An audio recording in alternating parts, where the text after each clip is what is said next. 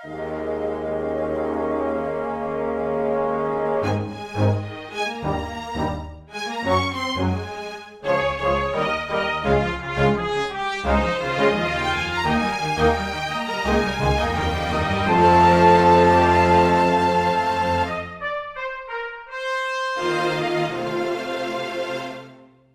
everyone, and welcome to Weekly Manga Recap. It is November now, November the 6th of 2019. I am Nick, here with Chris. We are going to talk about manga. There's a lot of manga to talk about. Many short chapters, but many chapters nonetheless. Yes, and if you collect them all together, there's a tiny clue hidden in each one. It puts together a mosaic, and if you follow that mosaic all the way to the end, you find the value of life, which was the adventure you had along the way. And also a $7 fee for opening the chest that had all the clues in it. Okay, that was well timed. I don't know what the hell happened there, but the call stuttered while you were talking for me. Yeah, but that's it'll okay. do that. It'll do that. Fine. So, Chris, I figured out the way that we can make our podcast more successful. Nudity? Yes, but also, as well, what we need to do is to just get guests on the show that will draw controversy and create clicks. Now, in order to do this, we need to, not have any care for, what the consequences of giving these people a platform would be. But it's all right, because by doing this, we'll be richer and thus not have to care about that. So, yeah, I'm fine with it. I sold my morals out a long time ago. Cool. So we are good to go. Donald Trump Jr. is going to be on the podcast next week, guys. Gotcha. That's shockingly not as large of a get for our podcast as I thought. Oh, you thought I was going to? Oh, I thought you were going to get someone like who was relevant. Okay. It's like the Trump kid no one really cares about. All right. I guess that's the other daughter. Oh yeah, I guess. Yeah. Tiffany Trump or some nonsense like that. I don't know. The one that's kind of like separate from all that stuff. Yeah. It's hard to tell when your president's old as fuck. So all of his kids are fucking grown up as shit, except for the one he had with the wife that's like 30 years younger than him. So there's like a little kid one, but then like 6 fucking adults. So I can't pay attention to all that. It's totally normal. Yeah. This isn't fucking England. We don't have a goddamn royal family. I'm not paying attention to fucking like 8 different branches of this shit. Speaking of which, I do want to note the cries for help are out there now, because I just started watching Great British Bake Off again. I told people, it's like the moment that happened, that's when you want to check in with me. That's when you want to send like your messages of support, like something's up. So is there an older man who sounds like Winnie the Pooh this time, or is there anyone? And I don't mean just like literally. I mean like, is there anyone that you've attached your heart to that needs to stay on the show forever? So this was a season. This is, I guess, what Netflix has is 5, which I guess is 3 seasons ago. So they're currently doing a new one. Then there was one before that I watched like half of, and that's the one with the old guy. This is the one before that. The guy I already liked, who was this very nice, like not older, like middle-aged kind of like British guy. He had just such a charming smile. He's gone already. So cool. I'm all in on this 19-year-old kid whose name is Liam. And God, if it doesn't work, then it's your cat's reincarnation. Yeah, I don't think so, but maybe like a little bit. He just like puts out the dish. He just bats it off. They're like, I don't know why we allowed a cat onto this show, but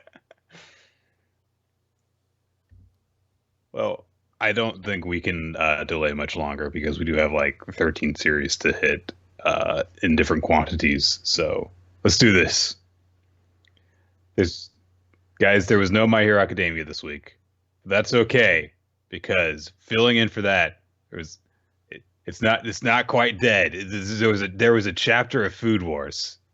From what I understand, this came from the most recent and final fan book, which is just, kind of like a collection of like, hey, if you're a fan of the series, look at all this trivia and artwork and stuff. And here is a little story that we threw in there.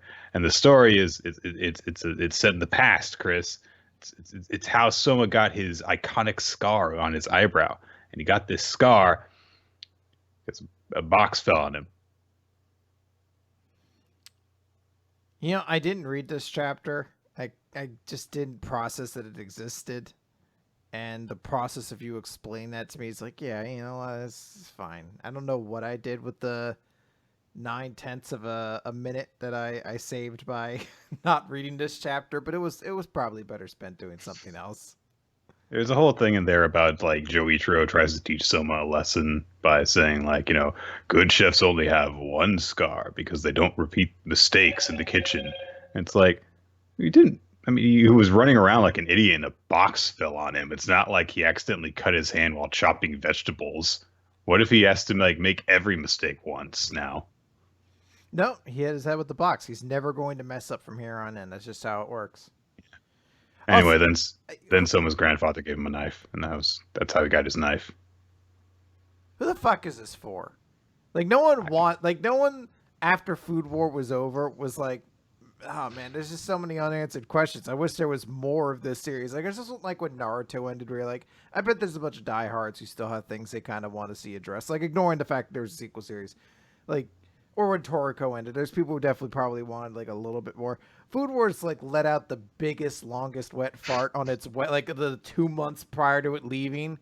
And it still keeps pushing out chapters that I assume we're meant to be like, ooh, some more tidbits to really sink my teeth into. How delectable. Food Wars, the gift that keeps on giving. It's like, no, you're done. You've sailed off into the sunset or sunk over the horizon. Whatever analogy you want to use, get out of here. Food Wars still has quite a devoted fan base to it, so I'm sure that there are people who want some answers, but I don't think that this was...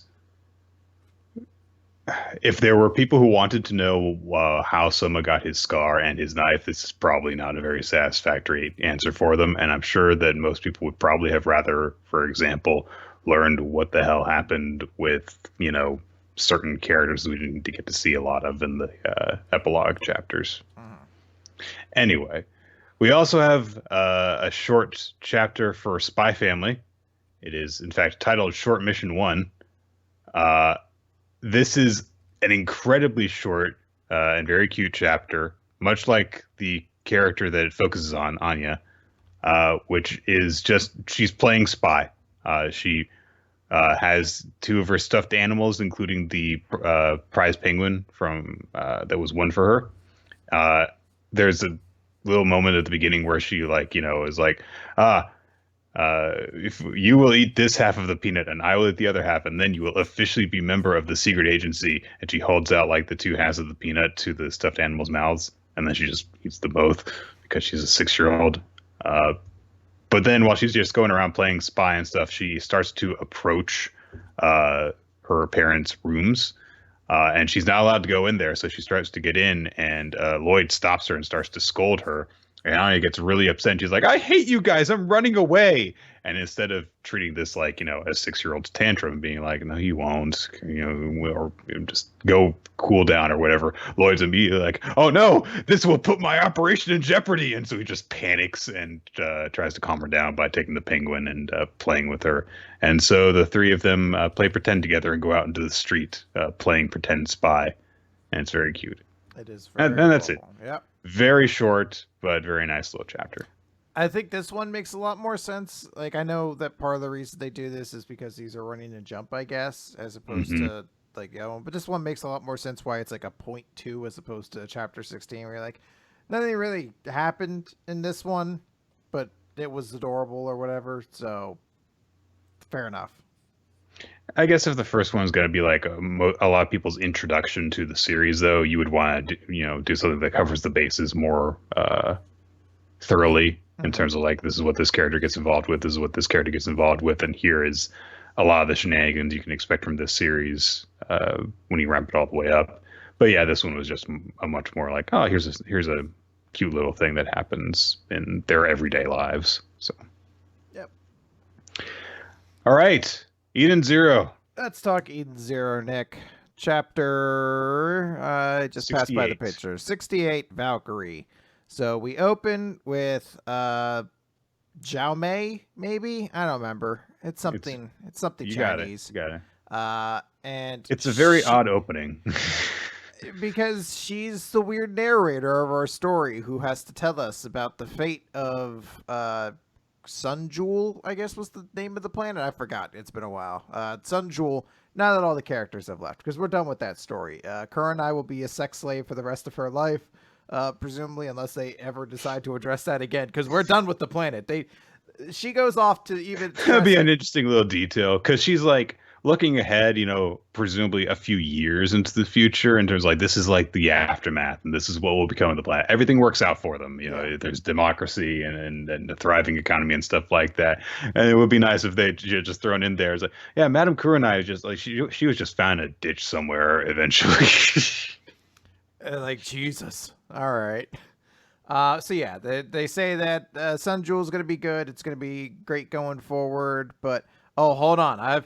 I've gotten too far into the future. We must return to the present and deal with... It's like, fuck this stupid gimmick. I want this series to be like a WWE show or something like that. It's put on live every week, but with very obvious fan interaction, so that every time Zhao Mei does one of her, like, oh, I shouldn't be doing that as the person who can see the future. Boo! Shut up. Yeah. Boring. Yeah, she's just the color commentator, or I guess the play-by-play commentator. It's meant to give us all the heads up for what's going on in the ring. She just keeps talking like, you guys, if you really want to know more, you should make sure to follow Rebecca's tout account. God damn it. They're like, they're not still trying to push that, are they? They are in Eden Zero. So we see a big council room meeting with all the important characters except for the captain, who we find out is just listening in on the side later. And I've forgotten his name because I haven't seen him in a while. But everyone else is there, it looks like.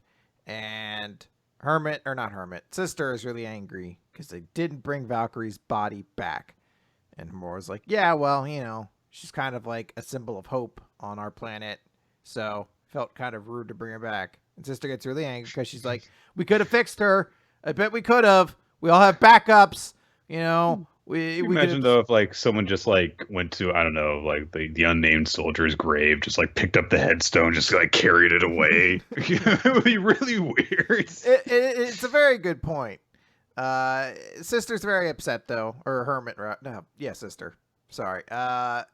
Which tries to play like me, and she's like, yes, you could theoretically bring her back, but would be without any personality or memories. She would not be the same person. And Sister's upset. She's angry. Like, it'd be better than letting her die. And they're like, well, she is dead. And eventually like, all right, Cheeky, you're the captain. What do you say? And he's really dumb at first, which I appreciate, where he's like, I don't know, what are Endor stages? Because they were talking about cloud storage and endorphins a moment ago, and he just combined all the words he didn't understand, apparently. But he says, I don't really get it, but my grandpa said a long time ago, and it's just a big quote from the Demon Lord, I guess was his name. I can't remember if he actually had his different name or not. I can't recall. Micah was the other robot. All right. So I was trying to think if he had like a normal name. Demon Lord basically was like, hey, robots died too. We die at a different kind of rate, so the things that we value are different, but we still die. And in dying, it proves that we have hearts.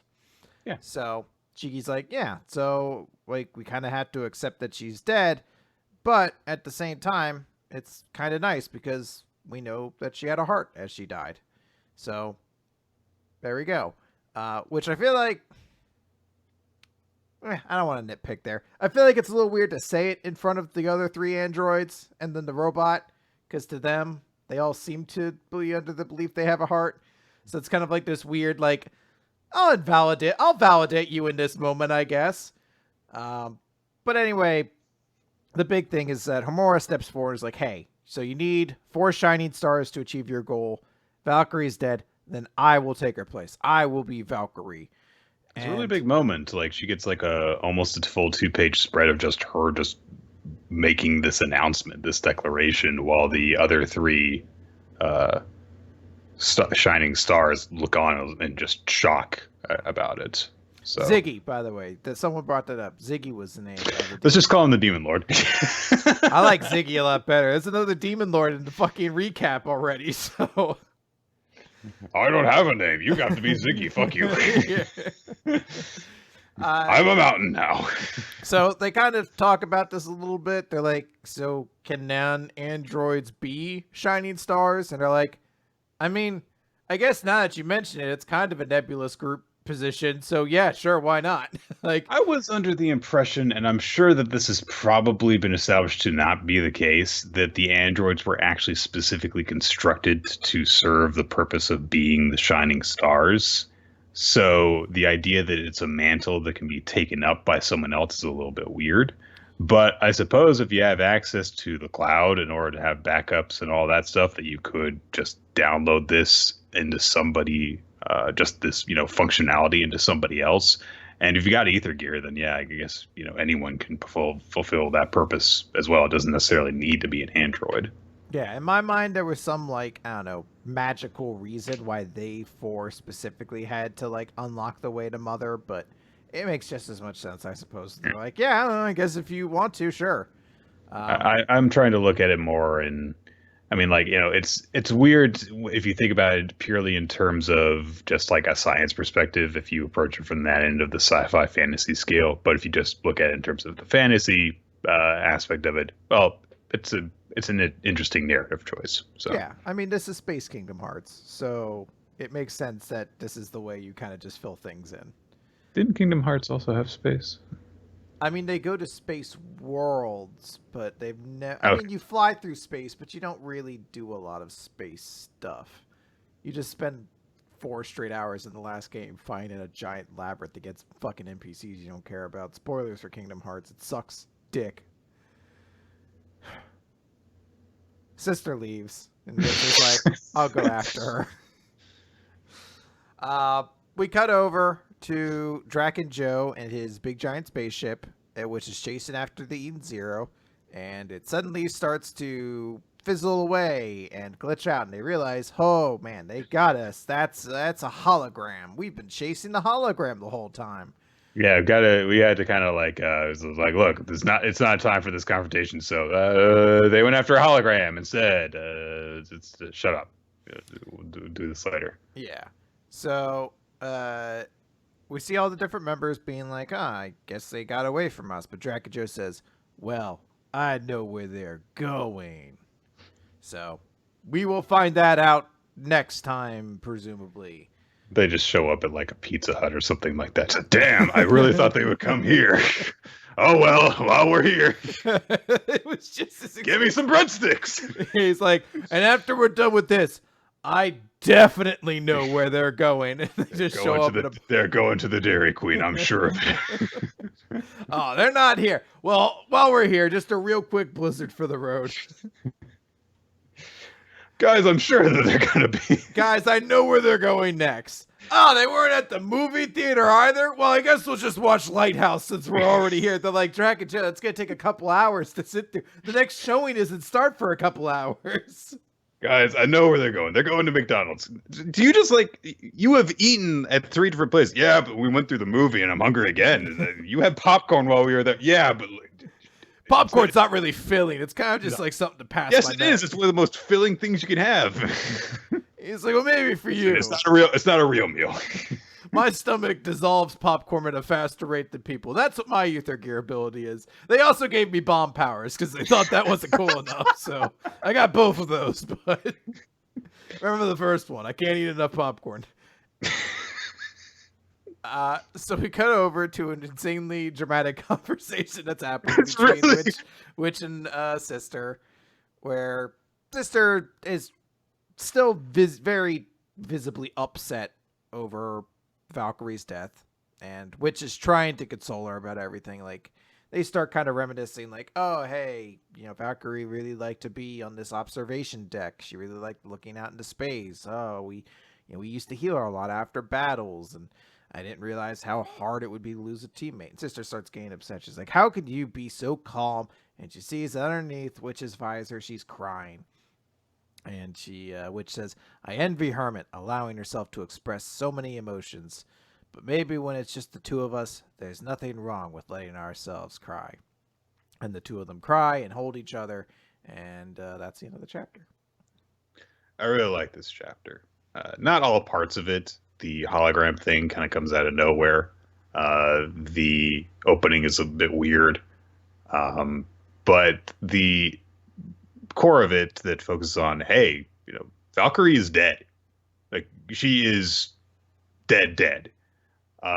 Is unexpected because it's a little bit unexpected, at least, because I'm just so used to Fairy Tail just like not killing anyone. To find a way to bring her back or something like that. Mm-hmm. And that could, like I mentioned back when we first learned that she was dead, could be potentially a far off goal. Like, one of them uses their wish to bring her back.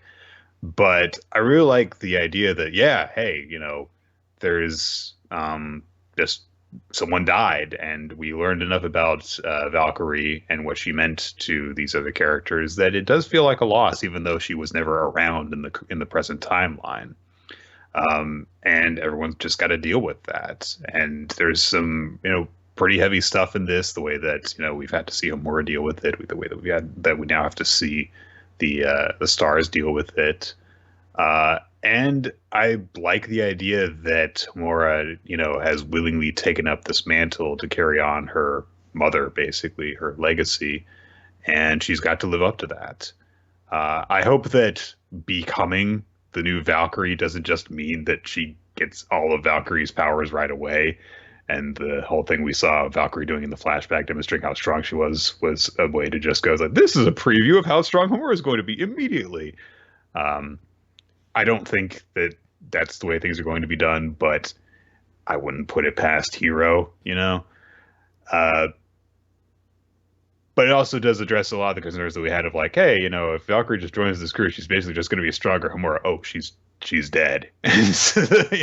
So this is, but there's a lot of great emotional stuff in this chapter. I like this is probably actually the most that I have liked Shiki. Because he draws on his own experiences, his own life to, explain this message of like, hey, whether it's human or machine, that, people have hearts and they have souls.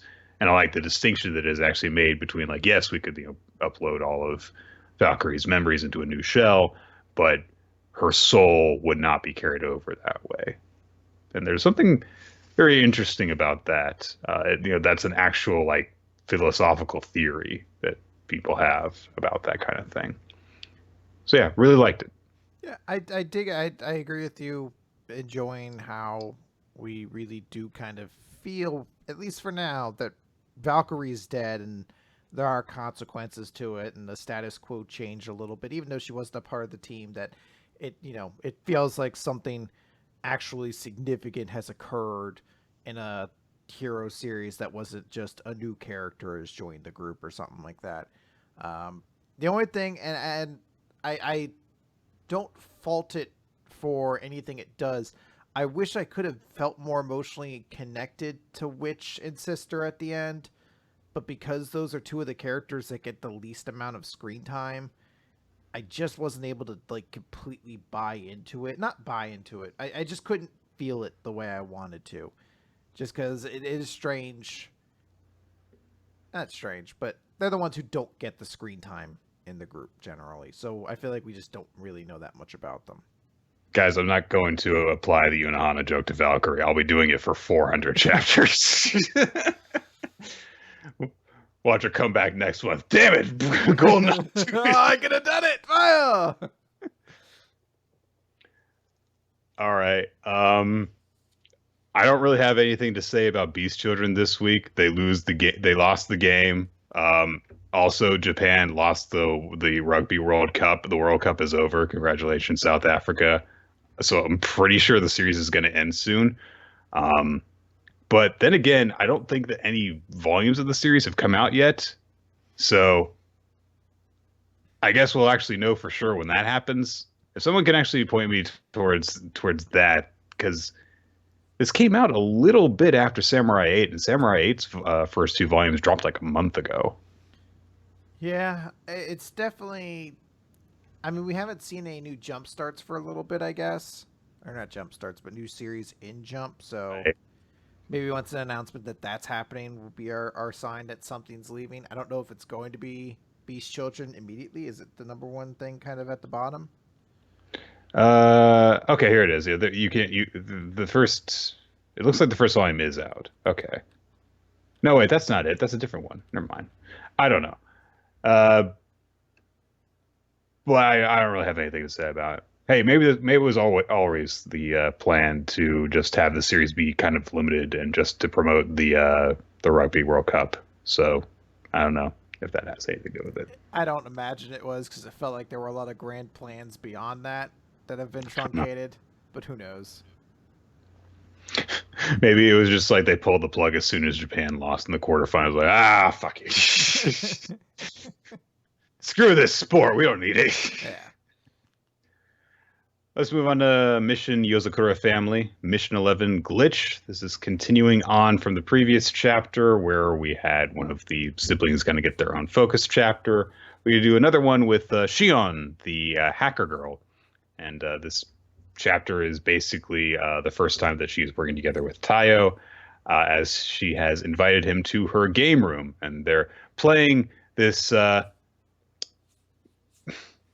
video game that she has made with custom models featuring little avatars for both herself and for Tayo. It looks like Super Mario Brothers, but then when they attack enemies, they actually use like martial arts moves and stuff.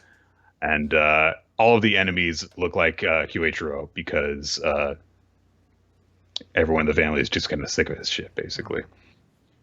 They beat up a boss enemy, which is a train with Kyoichiro's face, and then I guess there's just a news report that's on in the background where a reporter says the runaway train on the Tonan line has come to a stop after speeding through several districts. It is unknown as to why it stopped on its own.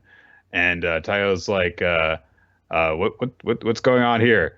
And basically, it's explained like, yeah, so what I do is I hack into operating systems and I convert that into a game and then I clear the game. That's just how I do things. Fair enough, I guess. Seems like an extra step, but it is silly, so I like it. I understand if people find this very weird, but you have to understand that hacking in all fiction is always made absurdly goofy if you actually understand how hacking happens. So this doesn't feel all that more ridiculous than No.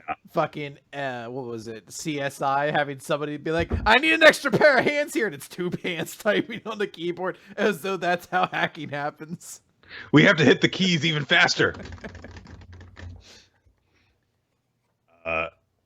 So the big mission that they have to deal with at this point is that there is a missile that's going to launch. It's set to launch in 5 minutes, and it's going to hit the Parliament building because there is a secret society that wants to destroy all of humanity. They want to destroy everyone and every country, and so they have somehow gotten a hold of this missile, and they're going to launch it.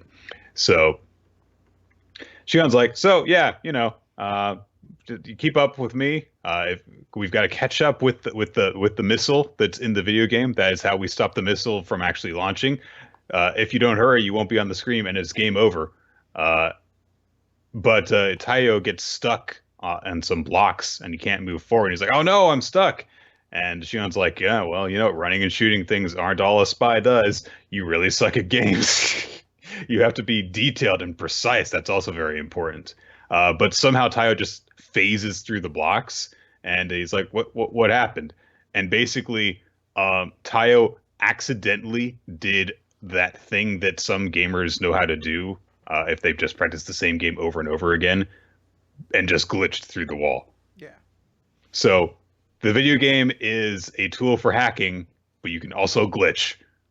Now, This is how it works. That's how hacking works.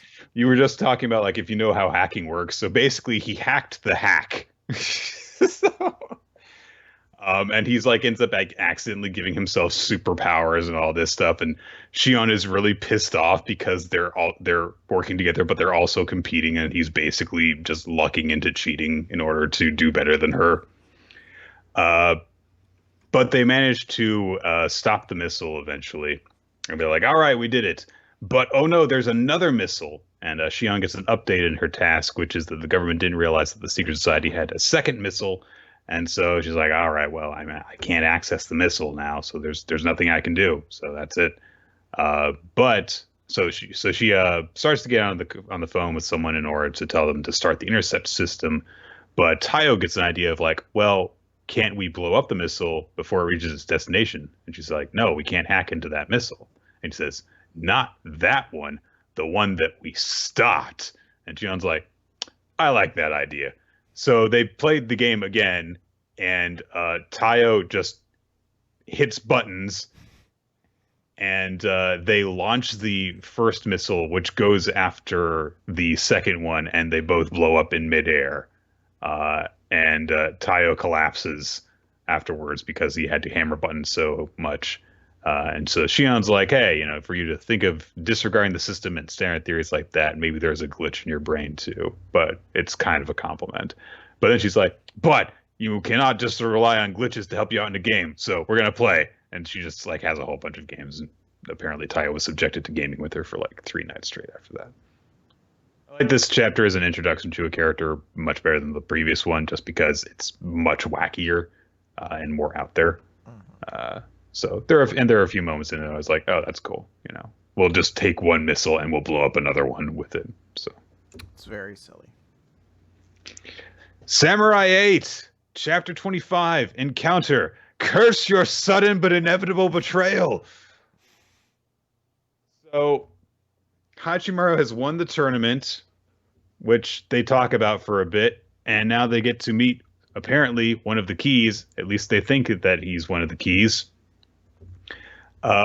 There is a sniper watching the proceedings from up on a mount, and he is got a scope trained on their group.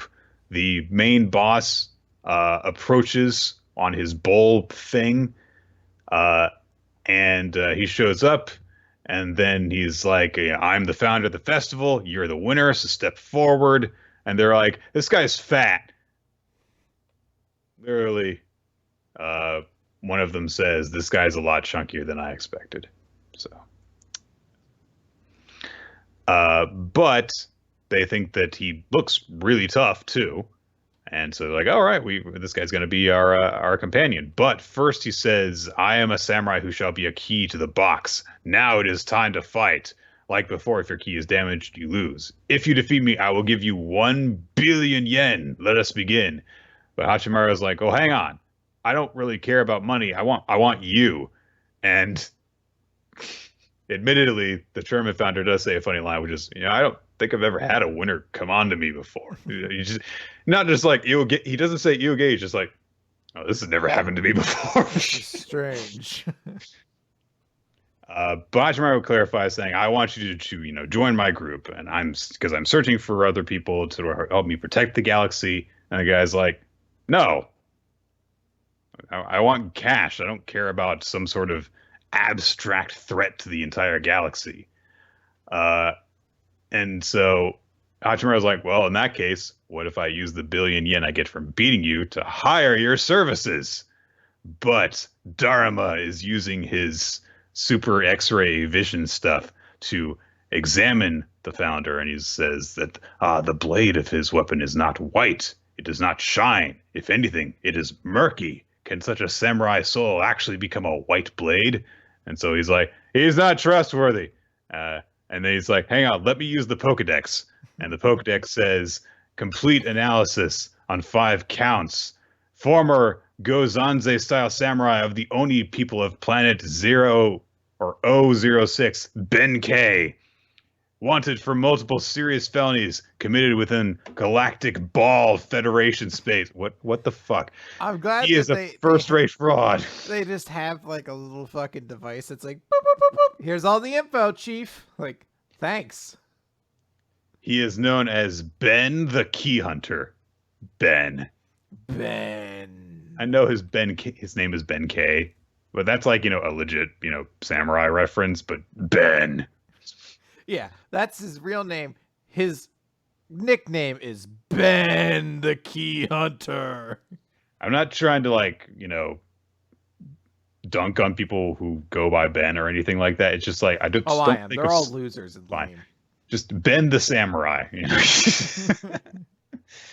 So, and Dharma's analysis even says likelihood of box key 1%. This is not the key samurai we are looking for.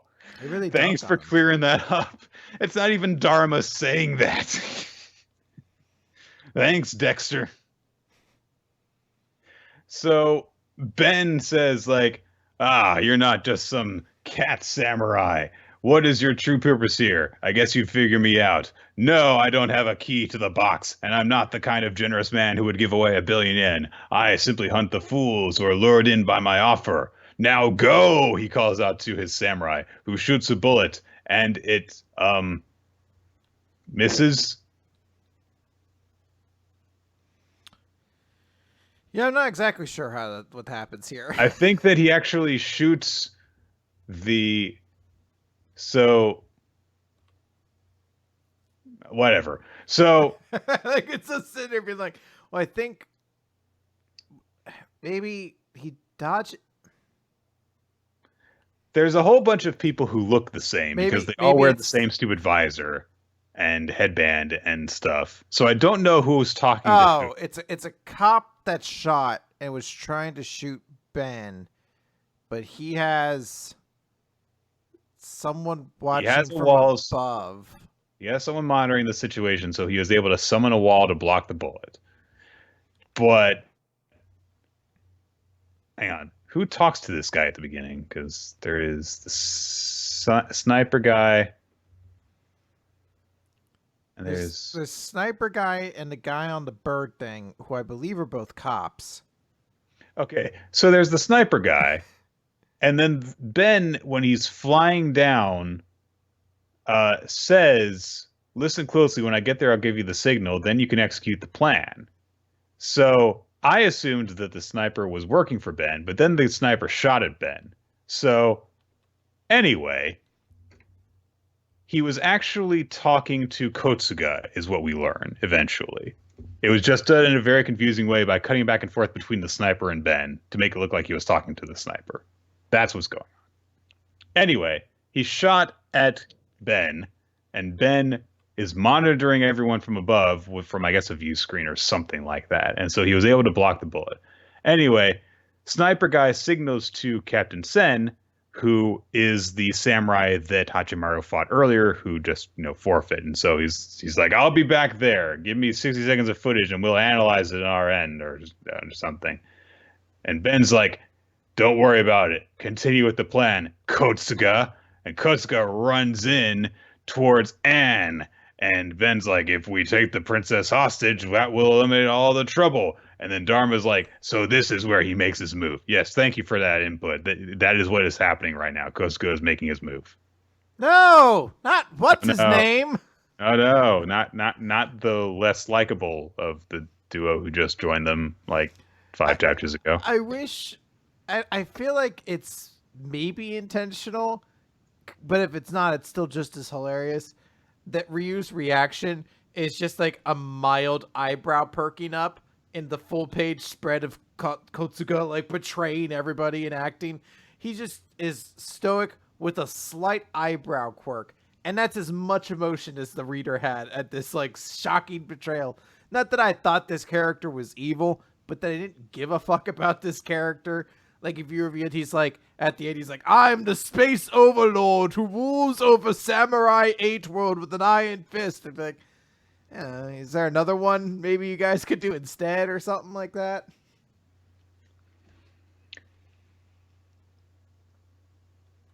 Whatever. I don't care. There's all this stuff. And I mean, like, admittedly, sometimes Samurai does something that's like, okay, that was, very out there and weird. But this was just such straightforward, like, Because I'm evil, and that guy in your team is working for me, and he's probably going to join your group after this battle's over, after he has a change of heart or something. Whatever. Something along those lines. Like, this is potentially an opportunity for this character to get more interesting. So, like, to look on the positive side, there's that. It's just, I don't know, this arc feels like it had some interesting stuff building up to it, but at this sort of big climax, it really just doesn't feel like there's a whole lot actually going on. Mm-hmm. Okay. All right, let's talk about We Never Learn, Nick. Yes. Question 134. Our predecessor's past is colored by a pizza bet. So... You know we need more of, Chris? Yes. We needed more of the ship teasing going on between Asumi and Yuiga. Mm-hmm. Not a matter of like, they stumble into situations, just like people around them just harassing them. That's what we needed. Yep. So Yuiga has finally gotten his cast off. He's at the Kominami clinic, and it's Asumi's mom who's helping him. We find out specifically why. Like, there's a little bit of flirtation that Asumi does, like, oh, you can't lean on me anymore, anything like that. But we find out why Asumi's dad isn't the one doing it. It's because he is badly sick. He has a very bad cold right now, and he continues to try to help people because he's like, it's not a big deal, and everyone's like, get the fuck back to bed, you stupid asshole. So their mom says, hey, leave this to me, you take some rest, I'll handle everything with the housework and everything like that, so you just focus on studying. So Sumi's like, cool, thanks. And she asks, who's the help? And 2 members of her maid service show up, and I believe these characters have showed up before. I'm just never going to remember their names because it's not important enough. They don't even have distinctive personalities to be like maid Quick, 1 Chris, and maid 2. Name the 4 members of the Fumino Club. God, I think if you gave me 2 days, I might be pull able up the chapter. I might be able to remember one of Yuiga's friends, and that's about as far as I can go in minor characters. They both say like, "Oh, hey, Asumi, how's it going?" And of course, her mom's like, "How do you guys know each other?" But before they could reveal that she works there, Asumi's like, "Great to see you guys! Let's go!" So she chases them all away. She very non-suspiciously rushes up and slaps her hands over one of the maids' mouths to prevent her from telling why they know each other.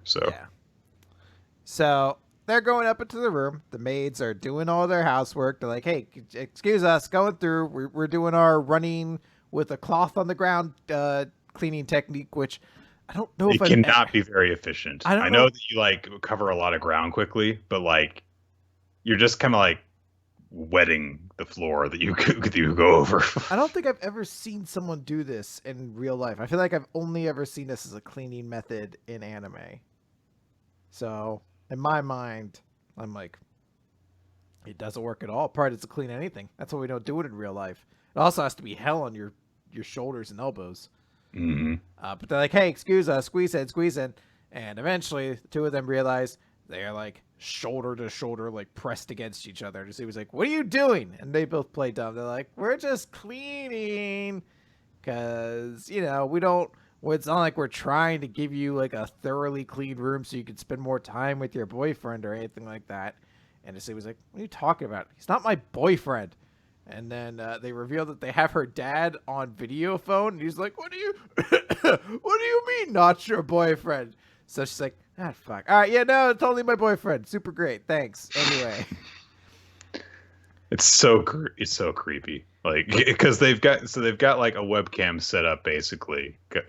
One of the maids is like letting him just fucking perv on them from the safety of his own bed. Mm-hmm. It's like,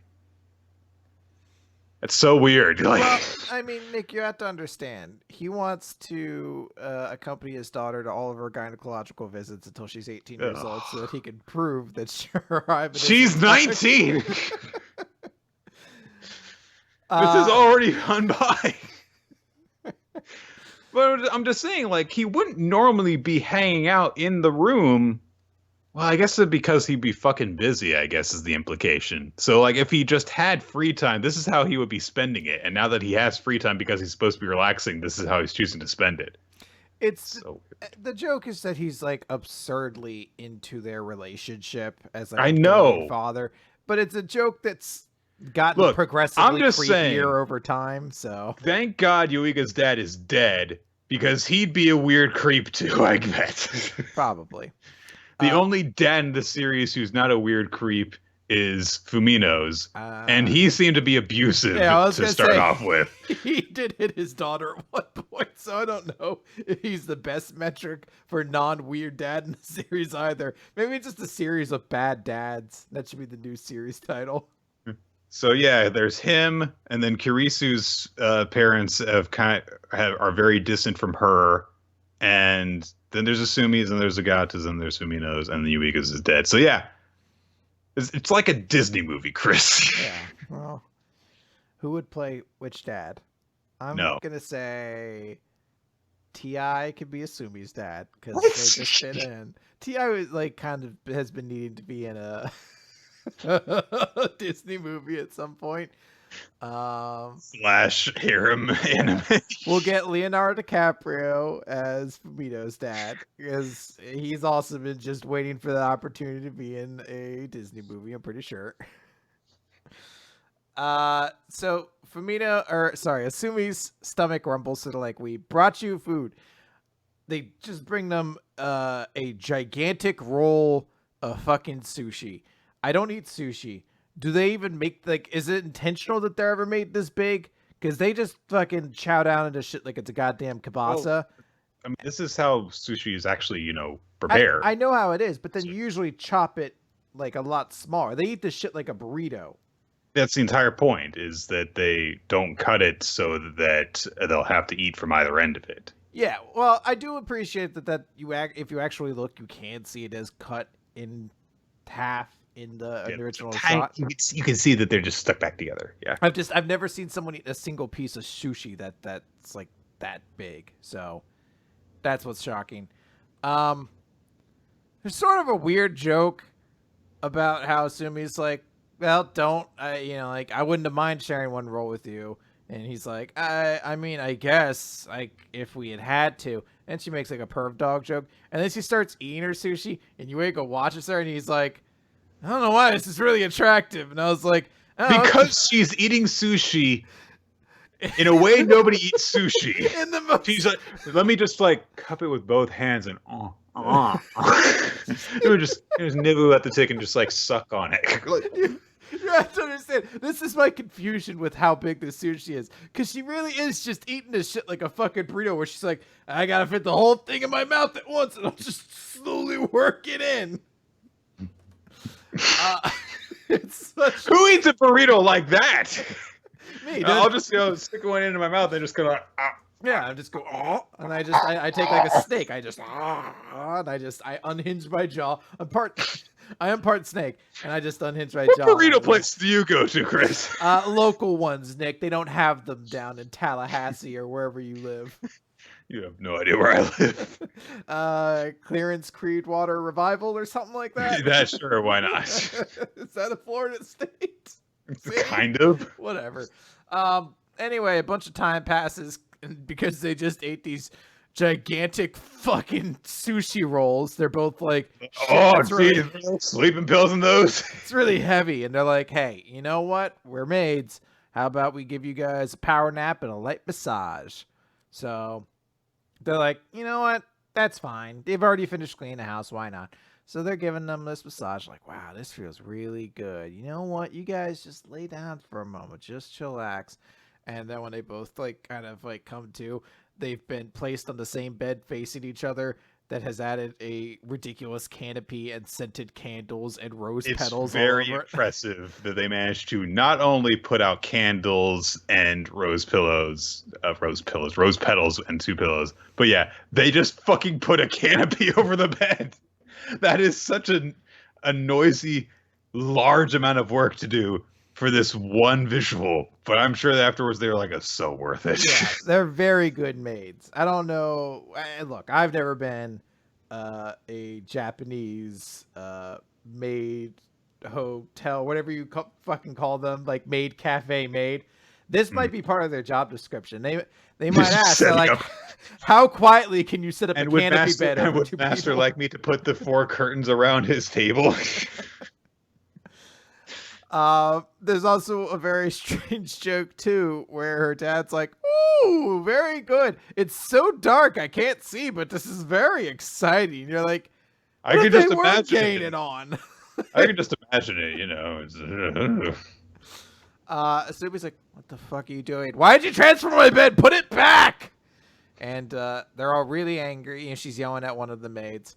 But the other maid, because again, there's no reason to differentiate these two. It's just maid A and maid Dose. Maid Dose is like, haha, she's so cute when she freaks out. Oh, hey, you know, we've known her for a really long time, and she's really shown us, like, her great sides of her personality. But, like, after she failed the test last year, she always seemed super stressed out outside of work. But now she seems a lot happier, and I'm pretty sure that's because of you. And I don't know really what happened between you two, but thanks for making our friend happier. Yuega's like, you want to say something? It's cool that you know, I like the detail that you know, Yuiga's like, oh, isn't she like always like that? And he's like, no. He's like, just that way around you, you ignorant dumbass. And he's like, oh, but I don't think I've Kiss her. I don't really think I've done anything. I mean, you know, she's the one who's always teaching me things. But I'll say one thing, and this is when Asumi starts to catch this conversation. He says, if there's anything I can do to bring Senpai happiness, I'm happy to support that always. So the other maids blush. Asumi, of course, runs in. It's like, what are you two talking about? Stop talking to him. Get away from here. Get out of here. But then I like how the other maid that Asumi was in the process of berating was like, oh, nice. She's like, yeah, look at that smooth devil work. And he's just like, what's going on? I'm so glad I spent time in Marine boot camps learning how to properly set up a 4-post canopy above a bed as completely silently as I could, because without it, this entire experiment would have gone wrong. If I were Asumi, I would just be like, well, I mean, I didn't really want this, but you've set up the 4-poster. I'm keeping this. Yeah. Oh, I mean, I would. If you did all that work. So why not? You know? But Asumi says, you know, you are super cute these days. That's not what happens. Sorry. It's Maid Dose who says the maid that. is observing them interacting while Asumi goes after Yuiga, and she's like, yeah, she really is super cute these days. And there's... Yeah, it's super difficult to tell because the panel's framed super odd, where it looks like Asumi's talking to Yuiga, but she's doing it, like, perpendicular to him. Like, she's staring off to the wall while having a conversation with him as he's behind her like that. So, odd. Anyway, the dad shows up. Probably, because this is something that she is thinking, not saying. What probably should have happened is it should have been, like, you know, in the, like, bubbleless narration. So that way it wouldn't have looked like Asumi was talking. But anyway. Her dad shows up and is like, oh, yes, it's great that she has. And Naruyuki's such a great boyfriend. They're like, we thought you were sick. He's like, yeah, but seeing you two lovebirds napping together was so cute. It motivated me to wake up and completely cured my cold. By the way, did someone just say something about having a job? And that's sort of our joke at the end of the chapter, is there's a lot of excitement going on as Asumi has to cover up the lie, and her mom working downstairs is like, wow, sounds like a lot of shit's going on upstairs, tee-hee-hee. It's not really a joke that it ends on. Is that I guess the joke is like, Asumi's making a ruckus upstairs. That's it. Because they like have the joke of, you know, like, I'll say this, like, this chapter's not funny. In my opinion. But you end on the most, you know, loud, exciting, comedic moment of, you know, he comes in and it's just like, it was so cute, I'm not sick anymore. And then you go to a weaker joke, and then you go to a weaker joke, and it's kind of odd to have it go that way. You would think you would want to end on your actual funniest joke. Anyway. Yeah, I think... Then again, none of it's funny, so whatever, do whatever you want. I still appreciate the actual heartwarming moments that are kind of brought up in this chapter. It's a very sweet sentiment of like, a friend being able to say to somebody like, I don't really know what you've done, because we're still kind of playing this game of like, does anybody really have an idea if Yuega's dating any of these girls or not?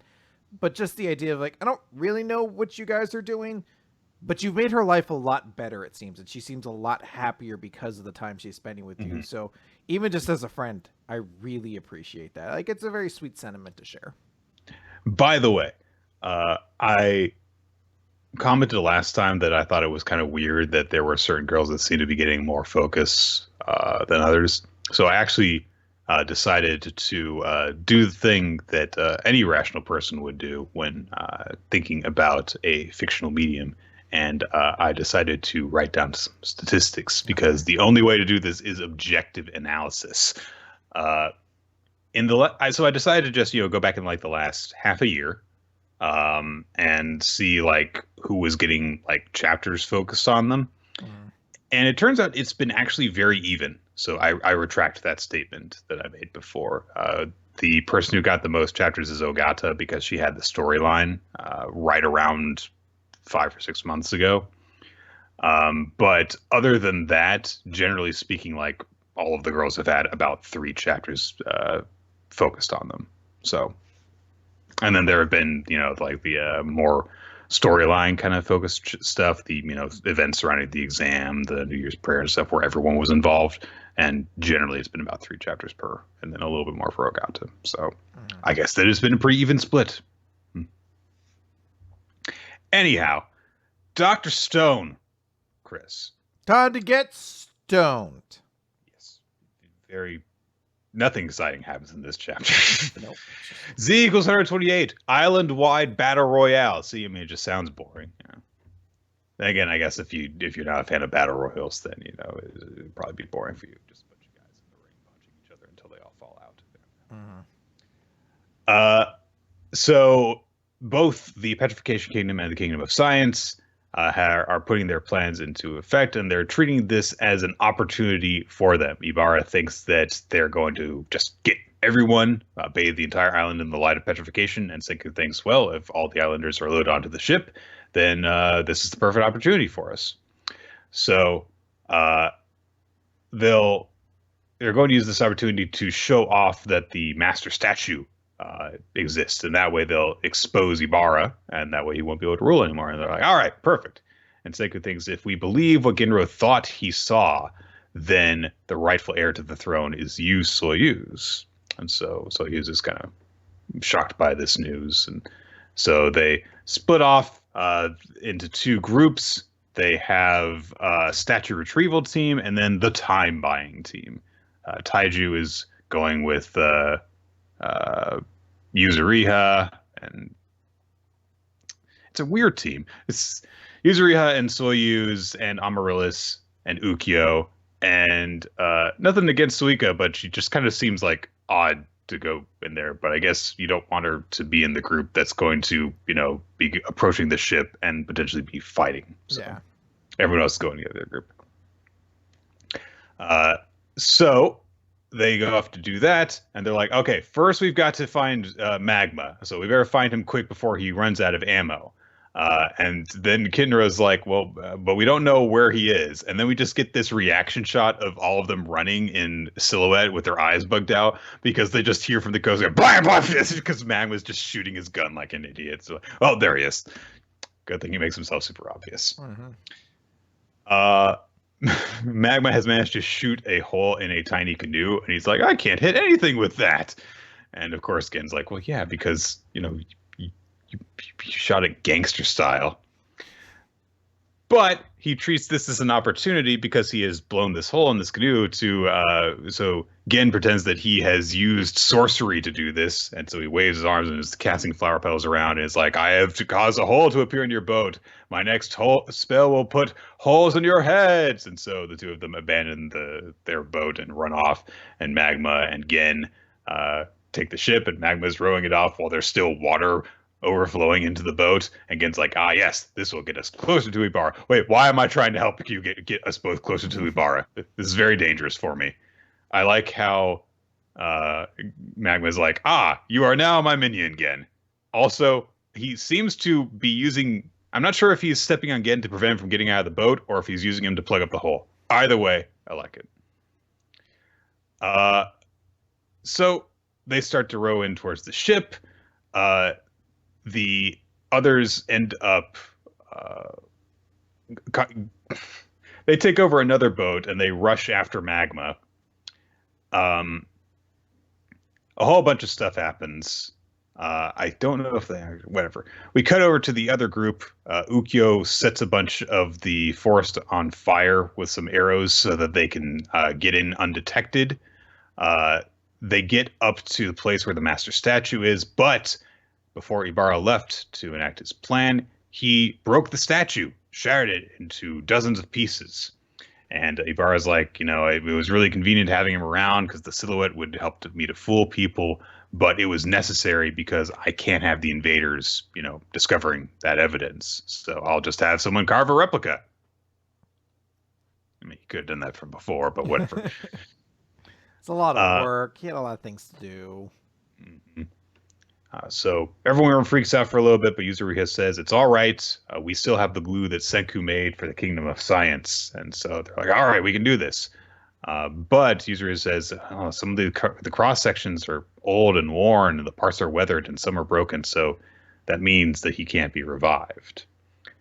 So Soyuz looks down at the hand, which is in one big solid chunk, and he reaches out for it. And he has baby memories.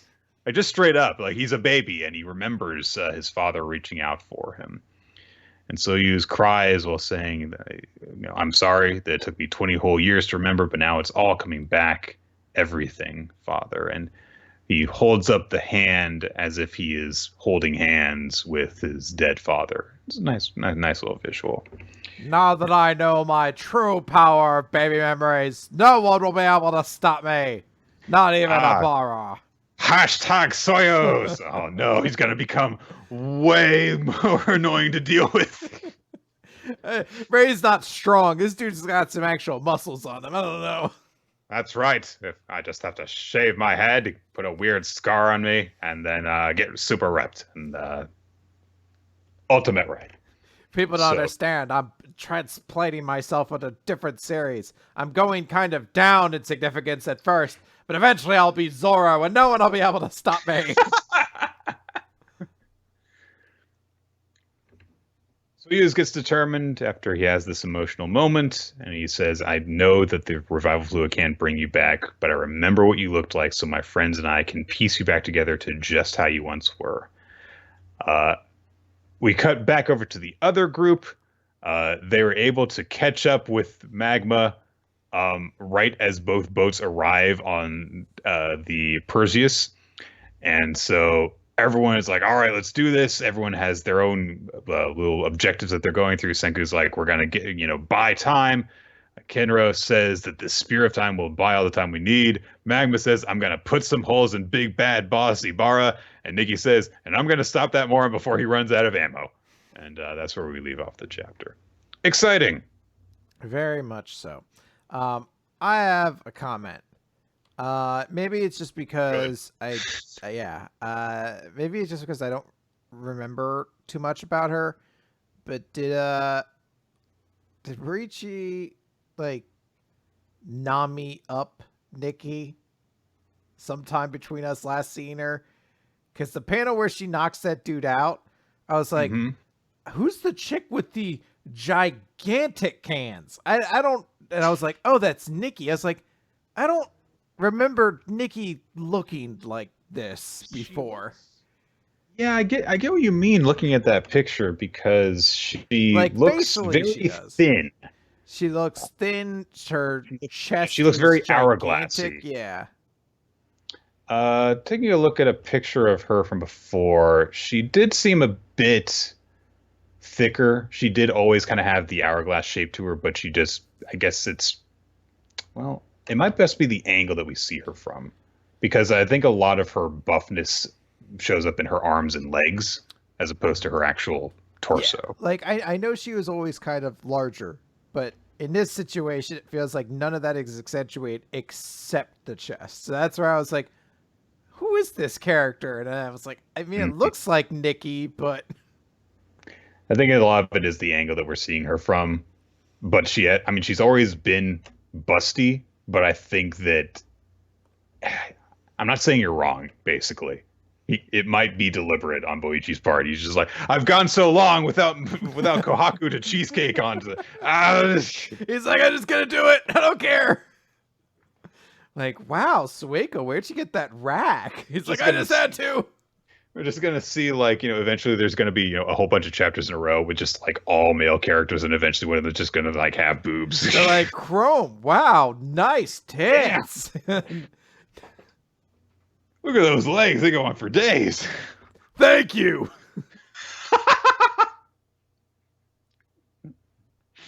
Anyway. Okay, so we are going to jump now into Chainsaw Man. Please don't do that. Chainsaw Man. That's the new thing. No.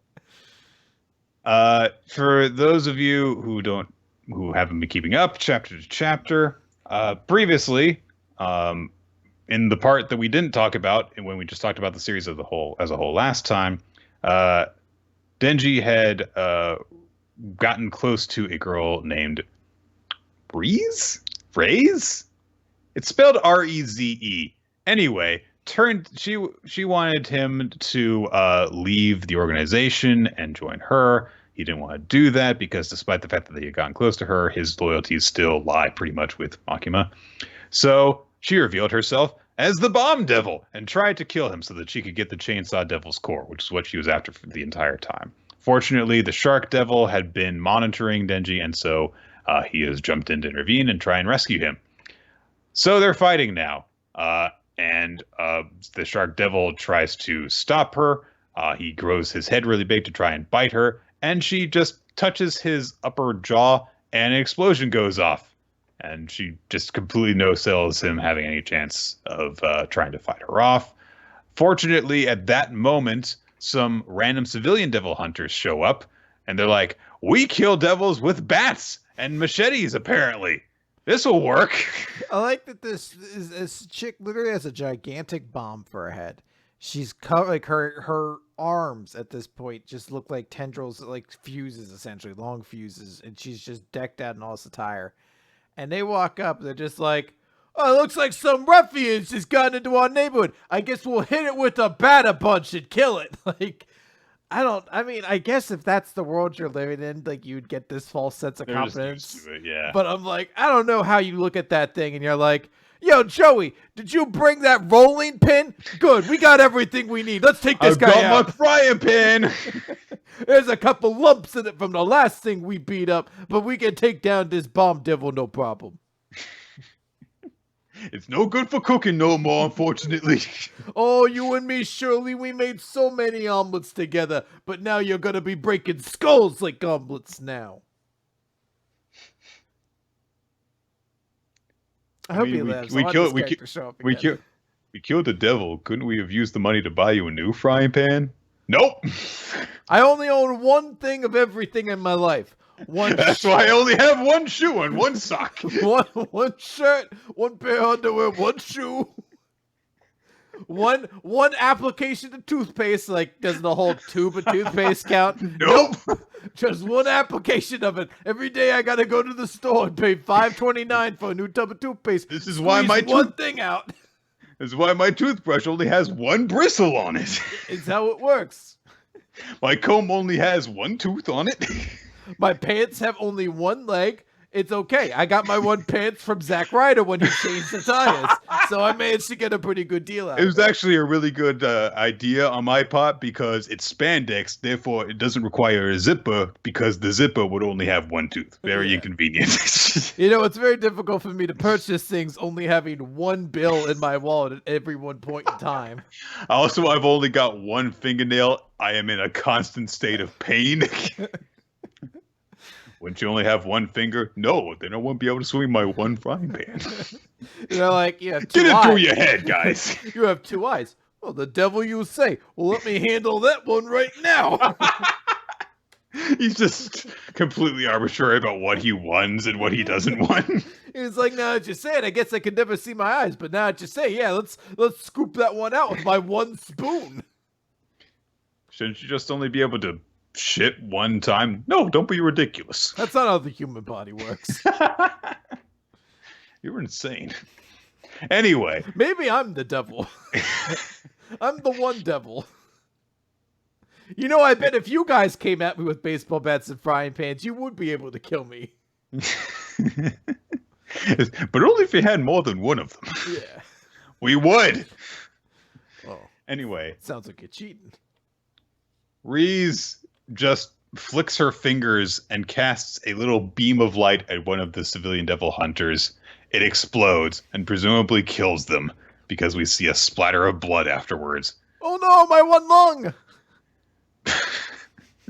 No wonder he was ineffective. He only had one kidney. But this minor distraction has enabled the Shark Devil to get enough time to get Denji away. He heads over to a nearby base for the organization where he is training a bunch of recruits for Division 2. An old buddy, I guess, of his is trying to say, like, hey, you know, we hear all these stories about the special division, but, you know, I'm going to make vice captain in like 5 years. When I do that, I'm just going to lure all you guys back. You can count on that. And so Kyoka's like, I will not tell this guy that no, Kyo. His name is weird. Ryok. I'll figure it out later. Anyway, he doesn't say that he's going to die before that happens, but the angel devil afterwards just like, you haven't told him you're going to die in 5 years, but within 5 years. He's like, who told you that? Power told me. Oh, okay, fine.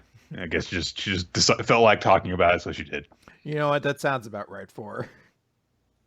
The angel devil comments that he wishes that he could die soon, but because as long as he is alive, he has to keep working, and when I'm dead, I won't have to anymore. Aki. That's like a real 2019 Akito. Akito. He's just Aki. Is it just Aki? Yeah, they just say it. They literally say it at the bottom of that page. The dude comes in and says Aki. Well, isn't it like short for something? Who cares? Who cares?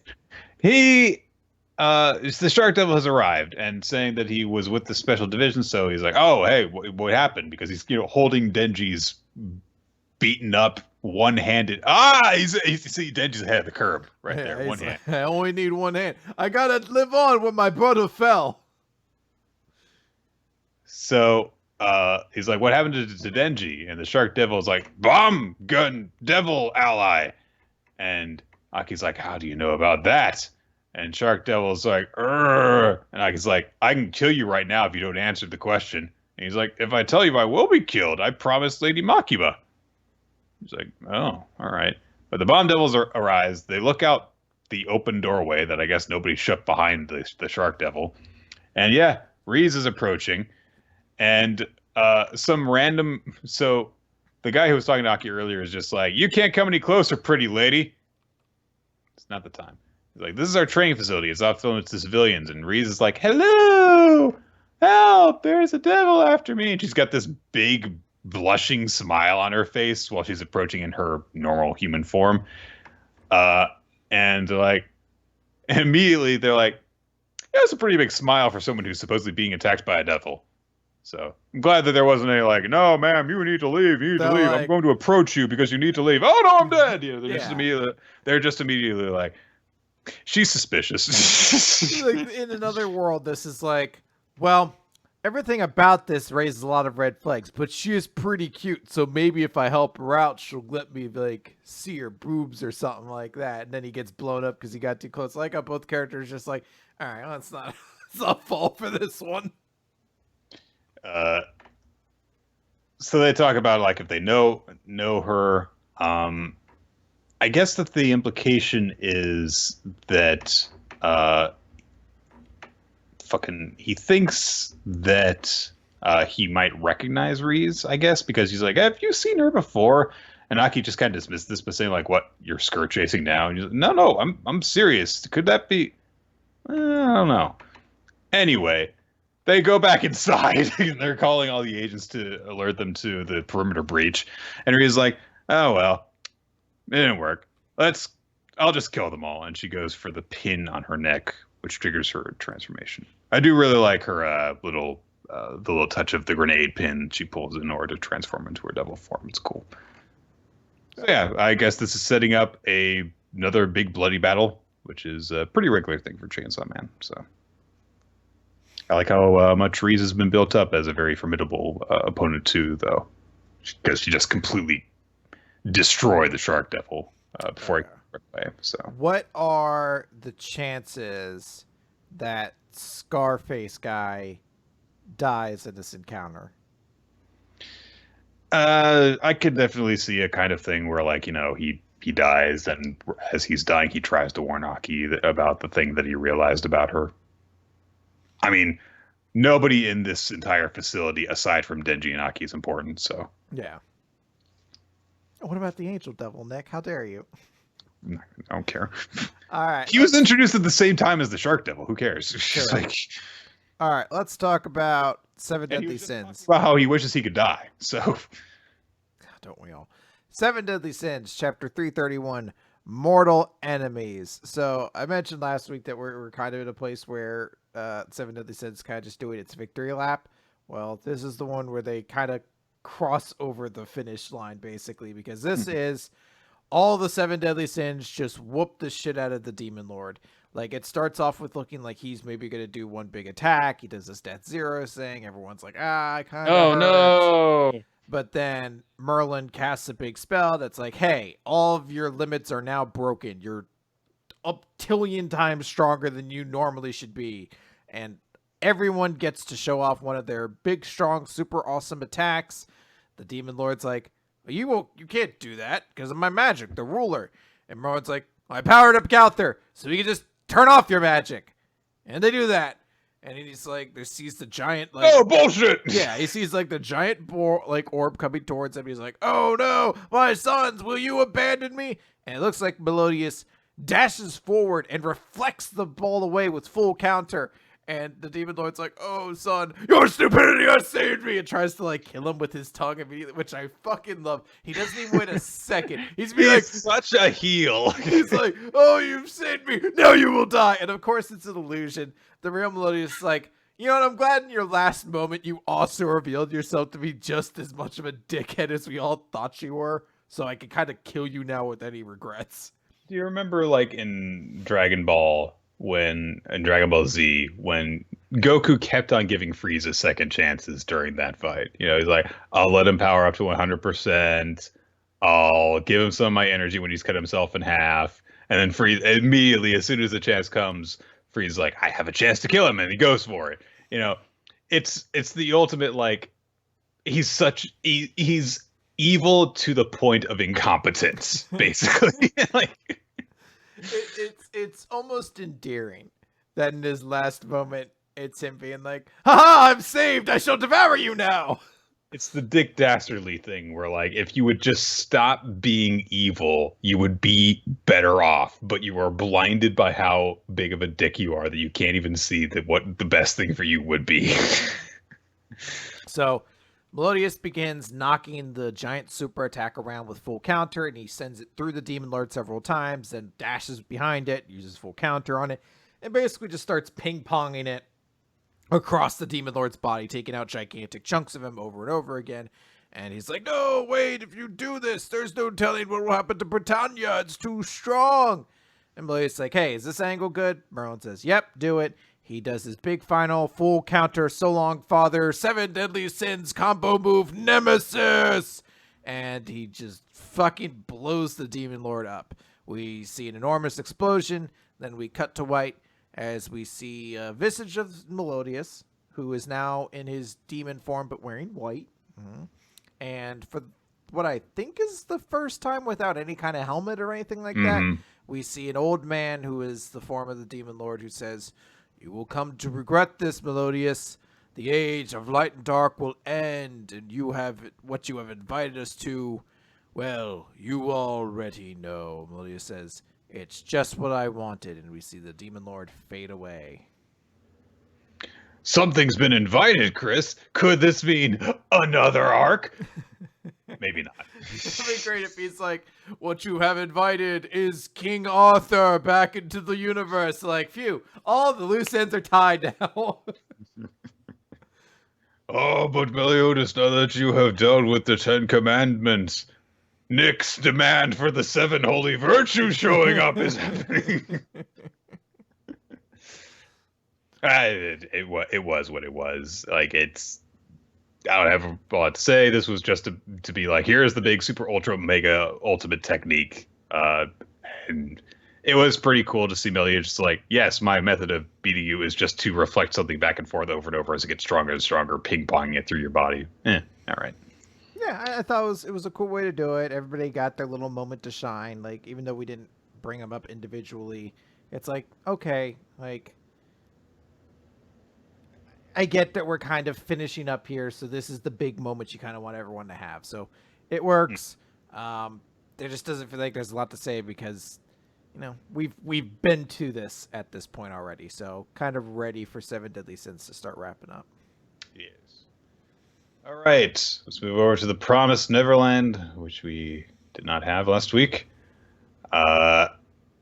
Hey, the queen's still alive. She emerged from her cocoon of faces. That's a normal thing. She has no face herself. That's a normal thing. The connection that Emma makes is that it resembles the figures that they saw in the temple. So that's an interesting note. And so Ray's like, that's still the queen, right?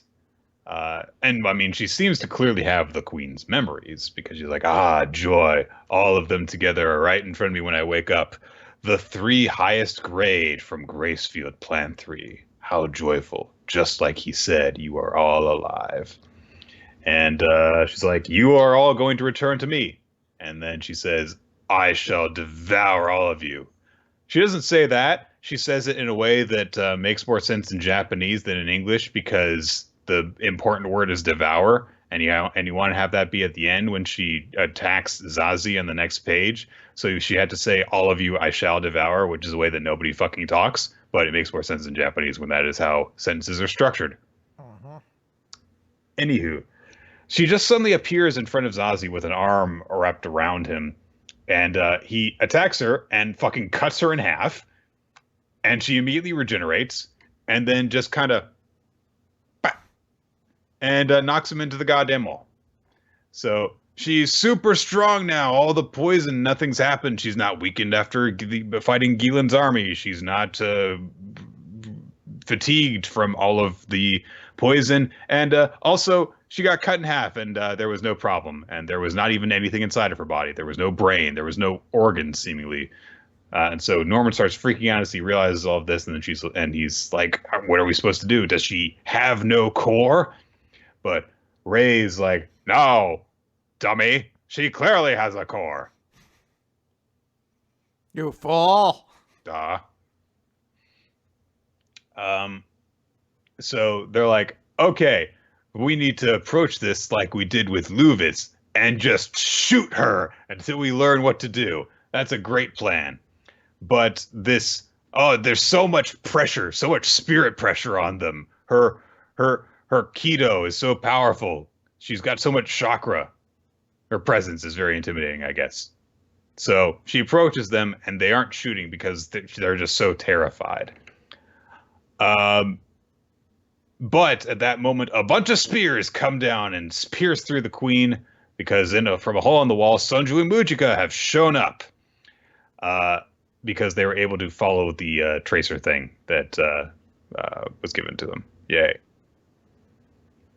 So Mujika explains to Emma that the town is mostly okay now. Then the citizens are now distributing some of her blood, so they should be able to fix everything.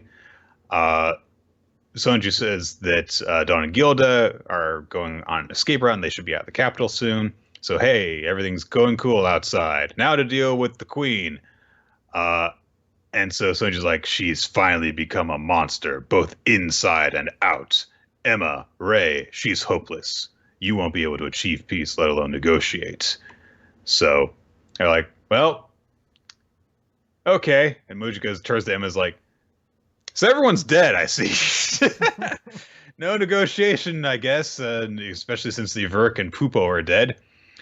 The queen reacts to Sunju's presence by saying, I never would have imagined you'd take the side of the humans. A curious turn of events. All right, well, I'll just kill you and everything's going to be go great now. Sonju says, we came here to finish this. And Mujika says, let's end this. We've been running for 700 years. It's been long enough. And Sonju says, I'm going to kill you, your majesty. And the queen says, kill. You will kill me. A true fool you are. Younger brother. I don't really care. I mean, it's interesting to now get some context as to who Sanju is, which also sort of explains why he's so crazy strong, since it's sort of explained a royal family is just on that level after seeing what the queen's done. So it's cool to that regard, and it does make sense that if you're like, hey, we can't have Zazie and them save everybody or anything like that. Like that can't be the scenario that happens. We've already kind of shown that they're outclassed here. Then it's like, yeah, I guess the only person that really could logically intervene is Sanju, who's the only kind of character whose strength is sort of left undefined and unexplained so far. So I like it. I'll have to see exactly what this all means, but I dig it.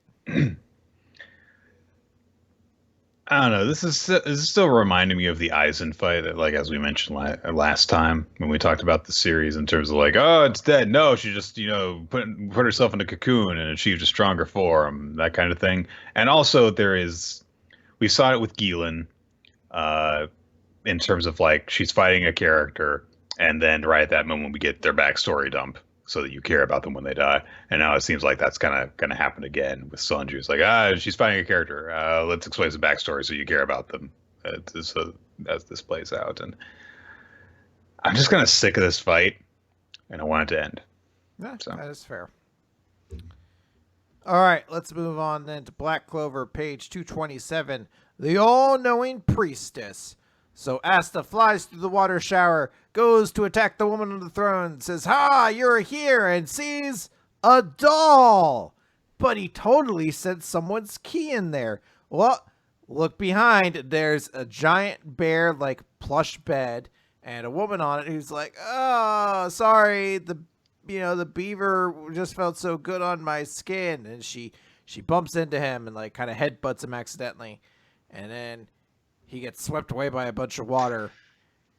And the Undine's water spirit comes up and is like, honestly, Loro Pachica, which, fuck that name. I'm going to call her Carly, Carly from Yu-Gi-Oh! 5Ds. Because she looks just like Carly from Yu-Gi-Oh! 5Ds. She's like, why don't you change out your pajamas? She's like, I'm sorry. And she puts on the nerdy spiral glasses that shows you somebody's a nerd. And everyone's like, what? That's the princess of the Heart Kingdom? Well, to be fair, Sakurai doesn't. Sakurai exposes no emotion. It's just Asta. He's alone here right now. We cut back to other dude, who I don't remember, after being attacked, and he has survived, using magic to defend himself. It's like, if I hadn't, that'd have gotten pretty ugly. But everyone else is gone. Now then, where are they? And we just see him, like, zip into the air, zip pivot away, and then poof, he sees the three of them hiding in a tree, and he's already there. And everyone's like, holy shit. And he kneels down, and he's like, I apologize. I was compelled to fight you in order to assess your magic stages. And we get a very long explanation about magic stages and their significance to everything. Magic stages are very important. Magic stages go up to their levels. Kingdom's strength is denoted by how many strong mages they have. You can't even fight a devil unless you're going to be stage 1 and be of any significance. It matters how many stage 0 mages your country has. All these things are super important. Eventually Asta interrupts and is like, hey, we're not really here for that. We're here to find out about this curse trail. And Odine's like, oh, well, nobody should know about my boobs are huge. Yeah, I'm glad you are viewing me from down below. How do they know about this? There's nobody I would tell them. And Loro Paquita or whatever lifts up her shirt. She's like, yep, that's me. I got cursed by a devil. If things stay this way, I've got a year to live. And Asta's like, huh? And Udine's like, huh? And Laura Pica's like, huh? And I fucking hate this arc and everything about it already. She just, Undine starts chastising, like, why did you tell them? She's like, oh, what do you mean? What? And she's like, you know what? I get it. You brought it here. You know, we measured your powers. In order to defeat Megakula, the demon who cursed Loro Pichica, you guys have a personal interest in this matter as well. And we see Loro's eyes get very wide. She's like, citizens of the Clover Kingdom, join us in... And she abruptly stops, and Nessa's like, what's going on? And she's like, oh, I forgot to water the tree. So she runs away. It's very silly. And then we see she basically creates all these different scenes on the waterfall that they were staring at. And she goes into full nerd mode, and she's like, ah, yes, water over here, water over there. Basically. She's also checking on animals and people. And yeah. So she's doing all this stuff. Sekurai's kind of knowing, like, wow, this is incredible. She's controlling everything. She's viewing the entire country all at once. You know, the all-encompassing benevolence combined with delicacy that doesn't miss a thing. So this is the magic of the Cart Kingdom's princess.